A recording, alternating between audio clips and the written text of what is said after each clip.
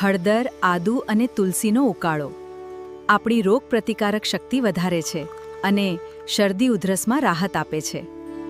ચોમાસાની આ ભેજવાળી ઋતુમાં શરીરની રોગપ્રતિકારક શક્તિ મજબૂત કરવા, પાચનક્રિયા સક્રિય રાખવા અને મોસમી વાયરસ સામે રક્ષણ મેળવવા માટે હળદર, આદુ, તુલસીનો ઉકાળો, ટર્મરિક, જિંજર, તુલસી ટી પીવાના અદ્ભુત ફાયદાઓ વિશે જાણીશું. આયુર્વેદમાં આ ત્રણેય સામગ્રીઓનું મિશ્રણ ચોમાસા માટે શ્રેષ્ઠ કુદરતી ઔષધિ ગણાય છે. આ ઉકાળાનો સૌથી મોટો ફાયદો શ્વસનતંત્ર, રેસ્પિરેટરી સિસ્ટમ અને ઇમ્યુનિટી માટે છે. જુલાઈ મહિનામાં વરસાદમાં પલળવાથી કે હવામાનના ફેરફારથી શરદી, ખોખલી, ઉધરસ, ગળામાં ખરાશ અને કફ જામવાની સમસ્યા સામાન્ય બને છે.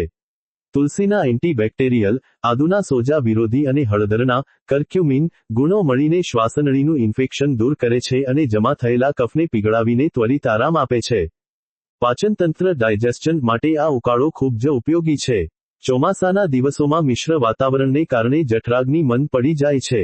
આ ગરમાગરમ ઉકાળો પીવાથી પેટમાં પાચક રસોનો સ્ત્રાવ વધે છે, જેથી ખોરાક ઝડપથી પચે છે અને ગેસ, એસિડિટી, અપચો કે આફરો ચડવાની તકલીફોમાંથી મુક્તિ મળે છે.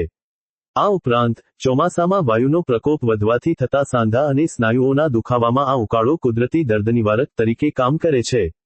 તે શરીરમાં રહેલા ઝેરી તત્વો ટોક્સિન્સ ને બહાર કાઢીને લોહીને શુદ્ધ કરે છે, જેનાથી ત્વચાના ઇન્ફેક્શન અને એલર્જીનું જોખમ ઘટે છે.